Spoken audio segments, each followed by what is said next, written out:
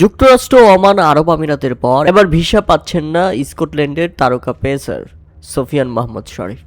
তাই তো বাংলাদেশের জায়গায় টি-20 বিশ্বকাপে জায়গা পাওয়ার পরেও হতাশায় পড়েছে স্কটল্যান্ড। ভারতের এমন তাল বাহানায় এবার বিরক্ত তারা। প্রিয় দর্শক, আপনারা ইতিমধ্যে জানেন পাকিস্তানি বংশোদ্ভূত কোনো ক্রিকেটার দলে থাকলে সেই ক্রিকেটারকে ভিসা দিচ্ছে না ভারত। আর এবার ভিসা জটিলতায় নতুন করে স্কটল্যান্ডের পাকিস্তানি বংশোদ্ভূত পেসার সোফিয়ান মাহমুদ শরীফ শেষ মুহূর্তে বাংলাদেশের জায়গায় বিশ্বকাপের সুযোগ পেলেও সবচেয়ে বড় বাধা এখন ভারতীয় ভিসা।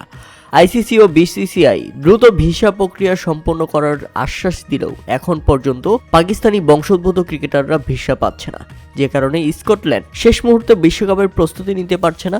ইতিমধ্যে তারা টি-20 বিশ্বকাপের জন্য দল ঘোষণা করে দিয়েছে।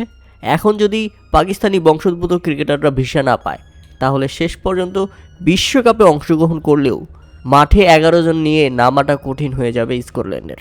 বাংলাদেশের জায়গায় স্কটল্যান্ডকে বেছে নিলেও যে ঝামেলা শুরু করেছে ভারত, সেটা এবারের টি-20 বিশ্বকাপের শুরু থেকেই।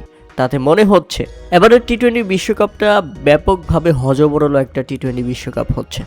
ঝামেলা যেন পিছুই ছাড়ছে না ইন্ডিয়ান ক্রিকেট কাউন্সিল আইসিসির, থুক্কু আন্তর্জাতিক ক্রিকেট কাউন্সিল আইসিসির।